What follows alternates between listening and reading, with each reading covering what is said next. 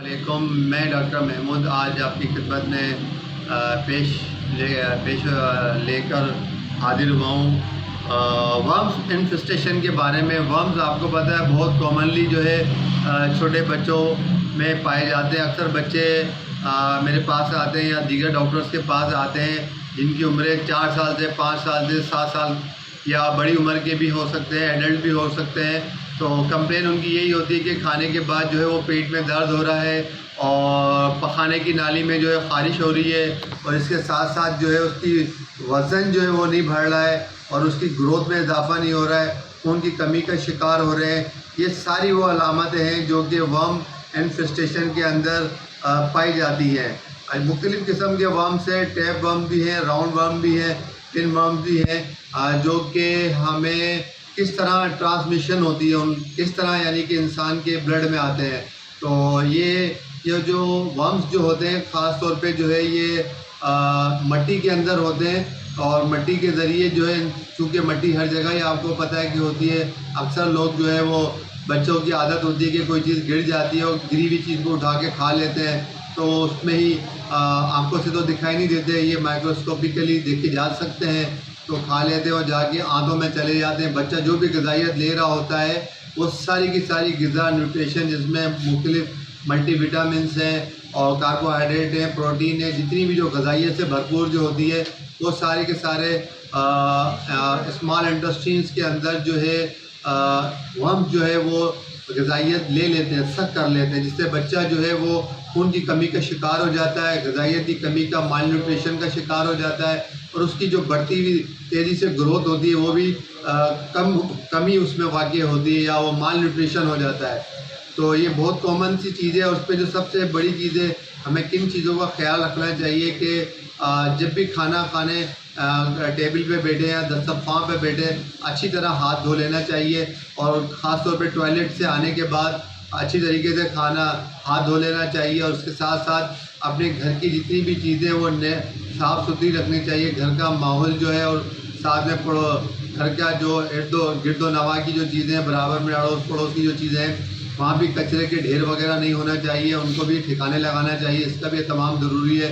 पानी उबाल के पिएँ और ख़ास तौर पे जब खा रहे हों और कोशिश करें कि ऐसी जगह पे नहीं खा रहे हो जहाँ पे धूल मट्टी उड़ के आ रही हो। एक बड़ी रीज़न ये भी है कि आम तौर पे हम फैमिली के साथ रेस्टोरेंट में जाते हैं, बैठ जाते हैं, कढ़ाई खा रहे हैं, ब्रोस्ट खा रहे हैं, रोस्ट खा रहे हैं, तो वहाँ पे गाड़ियों का गुज़र होता है जिसकी वजह से मट्टी जो है वो उस खाने में आके पड़ जाती है। अब हमें क्या पता कि उस खाने के अंदर जो मट्टी पड़ी है आया कि पैरासाइट उसमें मौजूद है या नहीं है, क्योंकि इसमें इस वर्म्स की वजह से एडल्ट भी मुतासिर हो जाते हैं। बच्चे तो होते ही जिनकी कसीर तादाद है, तो हम वो लोग खाना खा लेते हैं और फिर तकलीफ़ यही होती है कि पेट में दर्द हो रहा है। बड़े भी इस चीज़ की शिकायत लेके डॉक्टर के पास हाजिर होते हैं, डॉक्टर साहब पेट में दर्द हो रहा है, पेट फूला फूला रहता है, पखाने की जगह पे ख़ारिश हो रही है, खून की कमी हो रही है और ख़ास तौर पर प्रेगनेंसी के दौरान भी जो है ये मुतासिर कर देता है ख़वातीन को, हामिला ख़वातीन को।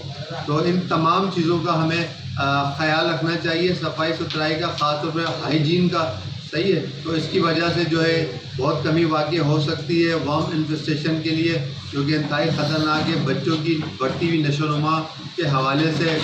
तो इसमें बहुत ही आसान ट्रीटमेंट है, सिरप भी है, वो बच्चों की एज और वेट के हिसाब से हम दे देते हैं। अल्बेंडाजोल, मेबेंडाजोल के नाम से आते हैं, सिंगल डोज में भी है और 3 डेज़ डोज में भी है और इसके साथ एडल्ट में तो 500 मिलीग्राम की टैबलेट्स आती है। वेरमॉक्स बहुत कॉमन है, 14 साल से ज़ायद के लोग जो है 2 टाइम ले सकते हैं 3 दिन के लिए और इसके साथ अगर ज़्यादा हो रहे हैं तो ट्वाइस अ वीकली हम दोबारा 2 हफ्ते के बाद भी इसको रिपीट कर सकते हैं इसकी डोज को। जब ये सारी वर्म जो है स्टूल के ज़रिए बाहर पास होंगे, फिर जाके जो हम ग़िज़ा ले रहे हैं वो हमारे ब्लड में आएगी और हमारी जो नशोनुमा है उसमें इजाफ़ा भी होगा और खूबसूरती में भी इजाफ़ा होगा, जिसामत में भी इजाफ़ा होगा, वज़न में भी और कद में भी इजाफ़ा होगा।